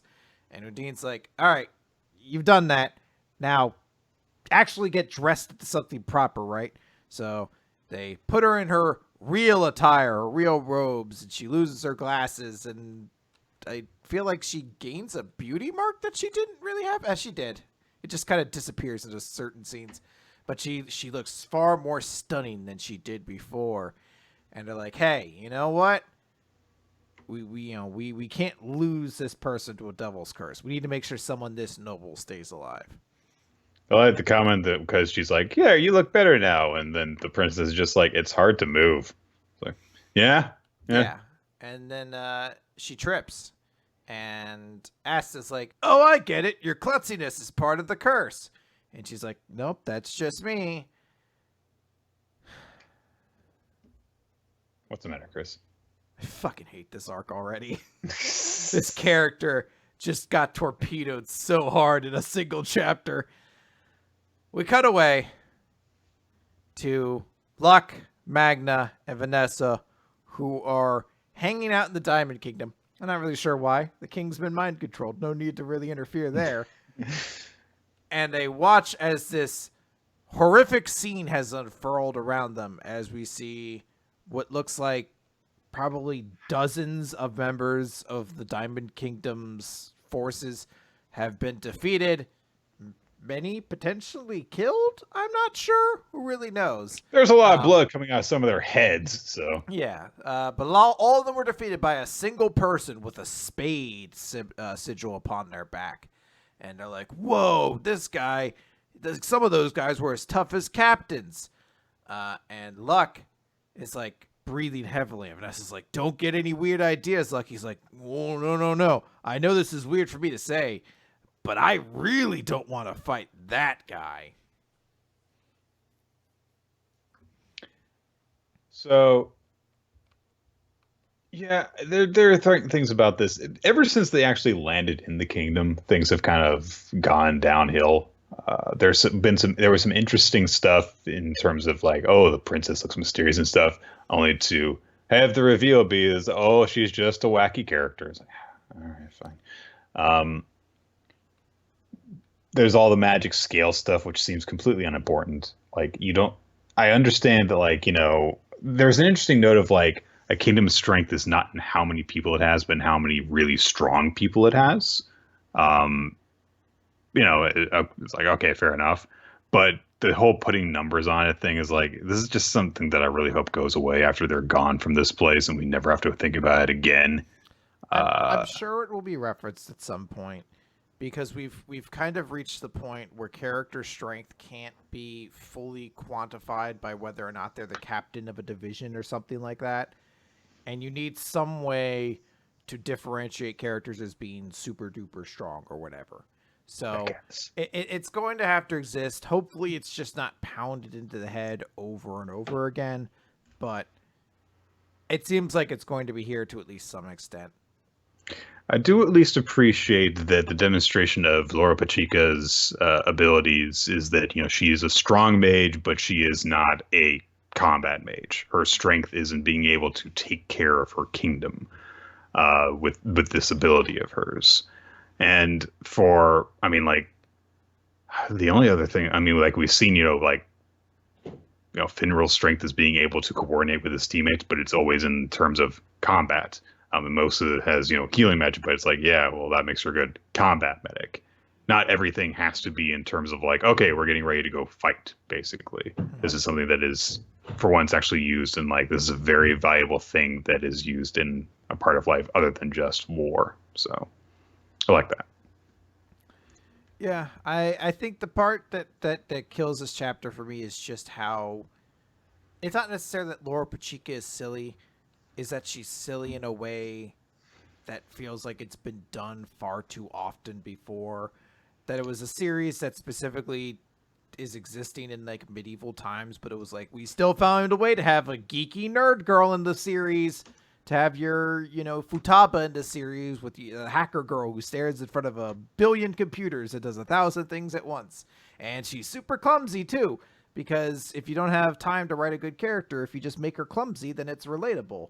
And it just feels generic and boring for a character that kind of felt cool when they were built up to not really have all that much interesting about them afterwards. It doesn't even seem like we're actually going to be spending time in the Heart Kingdom, that this was kind of just a quick introduction before we deal with the Spade Kingdom, because that's where the actual big danger is.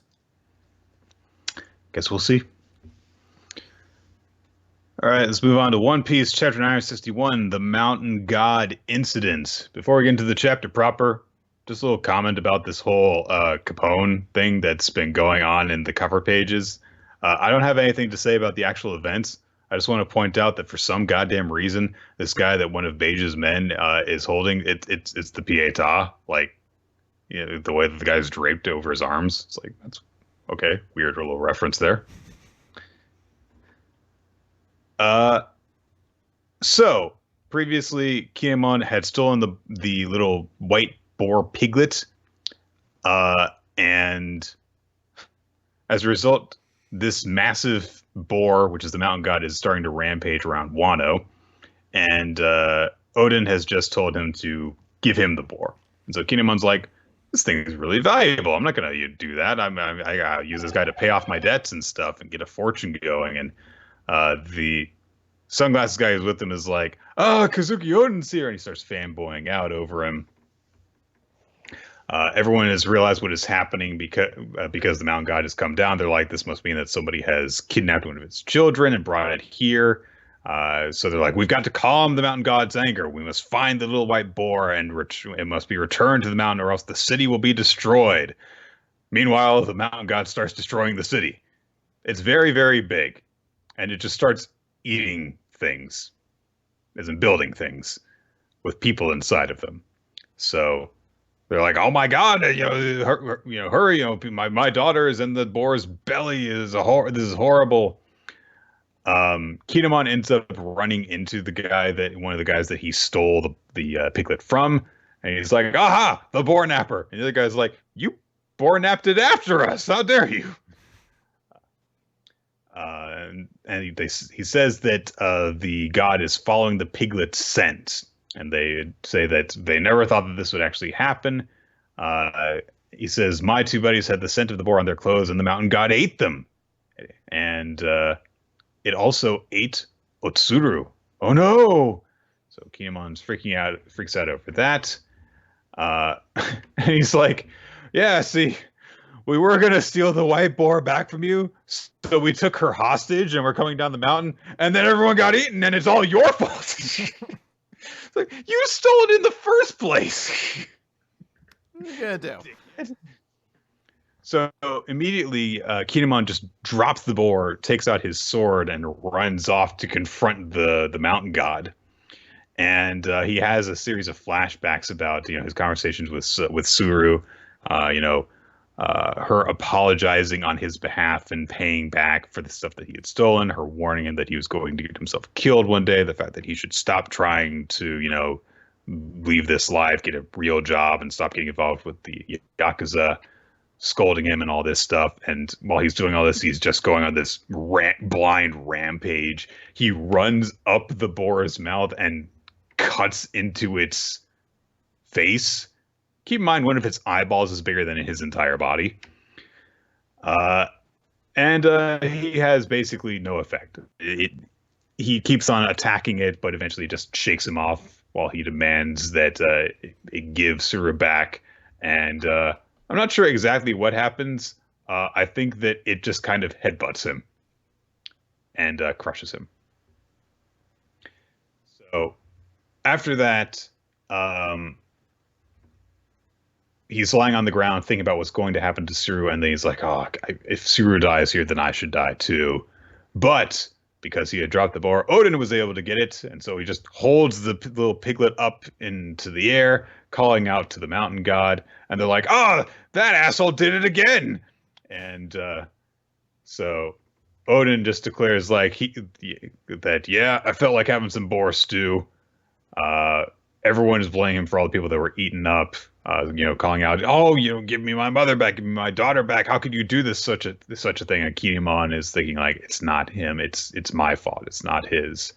And then Odin takes out his swords and uses a two-sword style technique to cut through many toothy things.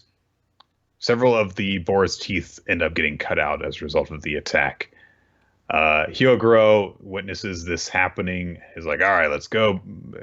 Orders his men forward, and we don't really see what happens after this point. There is a crash, and then we cut to afterward. They said that the people in buildings swallowed whole by the beast made up a full-sized town on their own. The capital lost an entire quarter of its size, but there were miraculously no fatalities.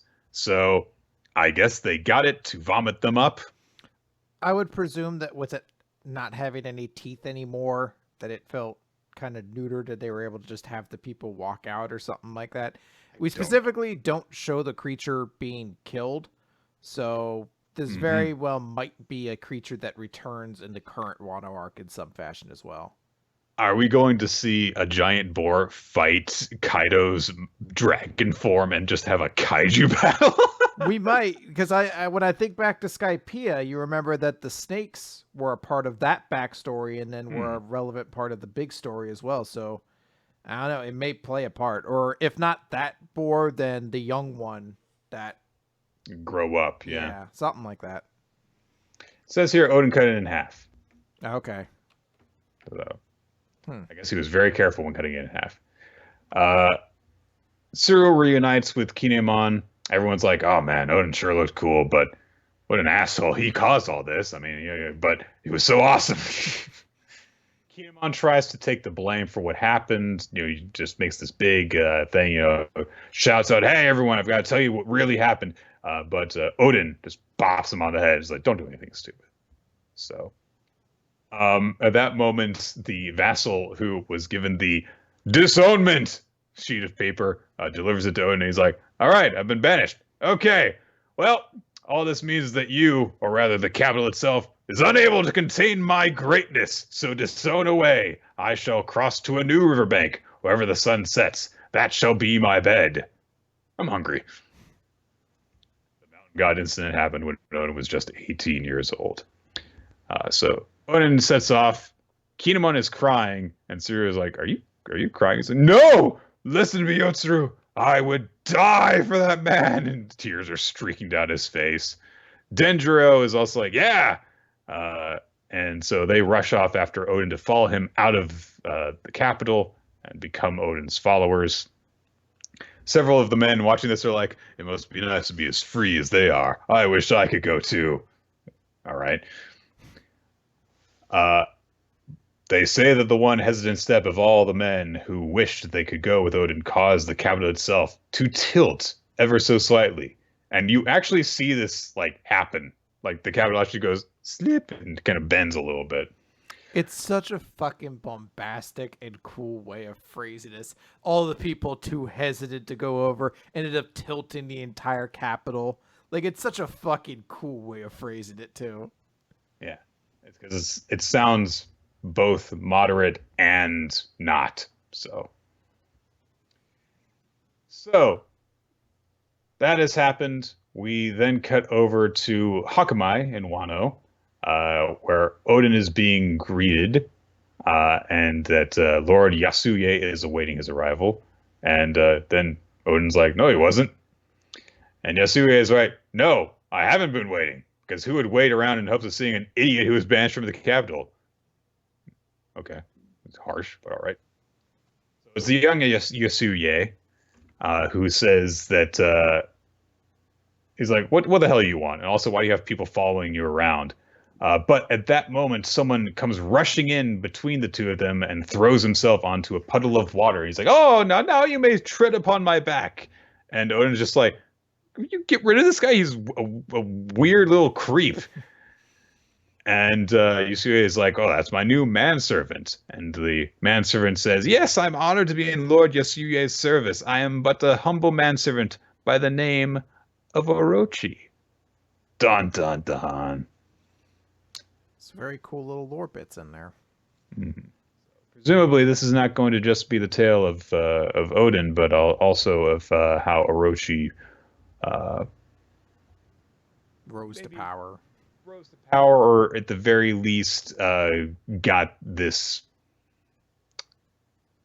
hatred of Odin's family ingrained into him. So yeah, interesting, lore chapter. I do like, the moment of just like the people freaking out over how cool Odin is. I like that, it's just a full blown, super ridiculous, like, women want to be with him, men want to be him kind of thing. And, we were talking about, when the flashback started, like, hide your daughters, hide your wives. Like, what are they is he going to have sex with them? And then we find out the next chapter, yes, that is what the danger is. They want to have sex with him. And then all the guys are like, he's so cool. God, he caused all this trouble, but he's such a man. Yeah. All right. I look forward to seeing more from this. I'm into this after we've gotten the first couple of chapters of this flashback. Yeah, I'm digging it. All right. That is going to do it for Weekly Manga Recap, everyone. So we're going to close off now by declaring our favorites this week. Favorite chapter and MVP. I'll just be quick. My favorite chapter is One Piece. I think this is probably the only chapter that really felt like super fun in the chapters we read this week. Maybe, I guess, Chainsaw Man would be like the other alternative, but nothing else really felt like it was super worth it in my mind. And my character of the week by that same regard is Odin, just because Odin looks super cool. Yeah. I'm going to give mine to Eden Zero. Okay. There were a few good chapters this week, but a lot of unexceptional ones. I really liked Dr. Stone. I actually did really like Chainsaw Man. And I did like One Piece quite a lot as well. That would probably be my second choice. But I think in terms of the quality we actually got from Eden Zero, the emotion we got from it, and also just my surprise that Hero is, at the very least, currently sticking with this path. I mean, we'll just start the timer, like in terms of how long it takes in order to reverse in this decision. But still, it's like, hey, I mean, you didn't do it within the same chapter. And that it deserves credit for that. If Valkyrie's dead, end of the chapter. Valkyrie's here. Yeah. Favorite MVP, rather. So the audience, this is something that we're not going to get because while we will be adding Act H to the recap, we haven't gotten to that yet. And the audience is pretty unanimous that Act H was the favorite chapter of the week, and Riko Ogami from Act H was the character of the week. So that is one we'll probably understand. Similar to the way Chainsaw Man and Reze were like the winners a couple weeks ago before we had caught up with it. A few months ago was Power and Chainsaw Man. Yeah, like we'll understand as we get there probably why it's super cool. My MVP, by the way, I'm actually going on the opposite end on the One Piece chapter and saying Kinemon. So, okay.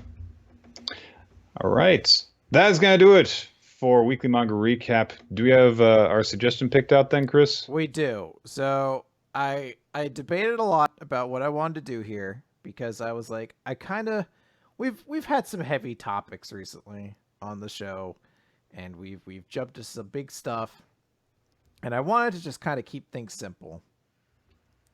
So I'm going with something that I feel like I feel like I recall reading the first couple chapters of at one point in time being like, oh, this is some garbage. So we're gonna see if it is. We're gonna be reading Buster Keel, which was the series written by Kishimoto's little brother after Opart's Hunter, I believe. And from what I remember, it is painfully trying to be fairy tale back when that was the biggest thing around. So I'm looking forward to it. Again, I remember it being super obvious at the time, but who knows? You know, we'll see. So Buster Keel will be the next recommendation. Buster Keel. All right. This was recommended, by the way, by the Great Rhapsode. Okay, I was looking at the the little information about it, and it was like it ran from 2008 to 2012 with 47 chapters. I'm like, wait, oh, monthly, right. What kind of weird schedule is that? Yeah, it just does it kind of when it feels like, you know, it's like a Daniel Day-Lewis. It's so good it kind of can pick and choose when it performs. Sure, why not? All right, that is going to do it, guys, for Weekly Manga Recap. Thank you all for joining us here in smashcast.tv/royalty, twitch.tv/royalty. We record the show Wednesdays, sometime between 7:30 and 8 Eastern time. Hope that none of you missed it with the daylight savings happening this week. Or, you know, I don't know. I know that, like, in some areas of the world, don't go on daylight savings time at the same time. I know UK shifted before us, so they're caught up now. Okay. Anyhow, to stay updated on when we record the show and all that other stuff, you can follow us on Twitter at WMR Podcast, at Royalty, at Nick of Time. Check out past episodes on weeklymangarecap.podbean.com, on YouTube, on iTunes. Leave a comment, leave a rating, all that good stuff. Subscribe. Help out the algorithm. Help us rise to the top of the hobby section. Dethrone the woodworkers. It's very important that we do this. Very important. The fate of the world depends on it. Special thanks to our Patreon supporters. You allow us to create all sorts of fun bonus content for you guys. Discord server. Check it out. Use it to ask questions. Use it to suggest future manga for us to read. All that stuff. Keep up with the spreadsheet that Ninja X3i maintains, where you can look at the supplementary awards that we'll be going over at the end of the year. And also, who has won MVP? Who has won Best Series? What suggestions are we working on? All that stuff. Special thanks to Ninja X3i, to Steve Manotarkaros, to Infamous Planet for the stuff that he does. It's miscellaneous, you know, whatever. He made the frame around us. So, opening sequence was by Winsdale Cheddar. You can follow me on YouTube at youtube.com/WinsdaleCheddar, and Milo Stillitz, soundcloud.com/Milo-Jack-Stillitz. And yeah, well, we will be working on Buster Keel now. Cool. Yep. Goodbye, everybody. Goodbye. Goodbye. Hey, Nick, if I was going to cut down a tree, what would I use? A chainsaw? Stay tuned next week when Chainsaw Man returns. Let's keep happening.